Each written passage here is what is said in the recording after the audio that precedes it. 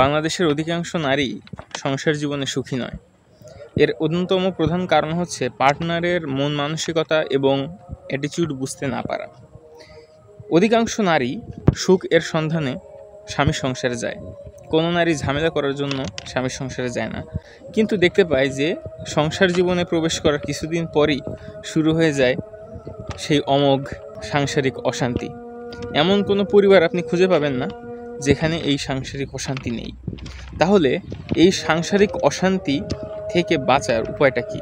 কি করলে আপনি আপনার পার্টনার পুরুষকে নিয়ন্ত্রণ করতে পারবেন? এখানে অবশ্যই আপনাকে মনে রাখতে হবে, পুরুষকে কখনো শক্তি দিয়ে, ভয় দেখিয়ে, আবেগ দিয়ে কিংবা কান্নাকাটি করে কখনো আপনি পুরুষকে নিয়ন্ত্রণ করতে পারবেন না।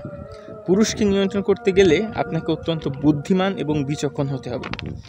আপনাকে জানতে হবে আপনার পার্টনারের যে সাইকোলজি, সেইটা আপনার পার্টনার কি চায়, সে তার মানসিকতা কেমন, তার জ্ঞানের পরিধি কেমন, এটা আপনাকে বুঝতে হবে। আর এটা বুঝতে পারা তখনই সম্ভব হবে যখন আপনি নিজে তার থেকে কয়েক ধাপ উপরে বুদ্ধিসম্পন্ন হবেন, আপনি বিচক্ষণ হবেন, আপনি বুঝতে পারবেন তার তাকানো, তার হাঁটাচলা, সব কিছু, তার অনুপস্থিতিতেও আপনি তার কার্যাবলী আপনি বুঝতে পারবেন। এই ব্যাপারটা নারীদের ভিতর অটোমেটিক চলে আসে, কিন্তু সেটা সংসার জীবন প্রায় 10-20 বছর পার করার পর নারীরা পুরোপুরি একটা পুরুষকে চিনে ফেলে, বুঝে ফেলে, তার পালস ধরে ফেলে। এটা আপনি যত দ্রুত ধরতে পারবেন, ঠিক তত দ্রুত আপনি আপনার পুরুষকে, আপনার পার্টনারকে নিয়ন্ত্রণ করতে সক্ষম হবেন। তবে মনে রাখতে হবে, আপনাকে অবশ্যই এর জন্য দক্ষ হতে হবে। আপনি যদি অদক্ষভাবে বা আপনি যদি অজ্ঞতার সাথে এটা যদি করতে চান, তাহলে কিন্তু হিতে বিপরীত হবে। আমি কয়েকটা টেকনিক শেখাই দিই, কী করে আপনি নিজেকে গ্রোথ করবেন, কিভাবে আপনি নিজের বিচক্ষণতা বাড়াবেন।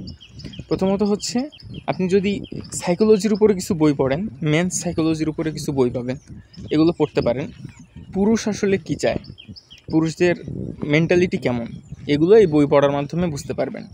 2 নম্বর হচ্ছে, মুভি দেখতে পারেন, ভালো কিছু মুভি, যে সকল মুভিতে দেখানো হয়েছে যে সোসাইটাল যে প্রবলেমগুলো, এই প্রবলেমগুলো সলিউশনে পুরুষ কীভাবে ভূমিকা রাখে, সে কোন সিচুয়েশনে কীভাবে ভাবতেছে, কোন সিচুয়েশনে কীভাবে রিয়্যাক্ট করতেছে, এই জিনিসগুলো যখন আপনি দেখবেন, তখন আপনি আস্তে আস্তে শুধুমাত্র পুরুষ বলে না, যে কারো সাইকোলজি রিড করতে শুরু করবেন।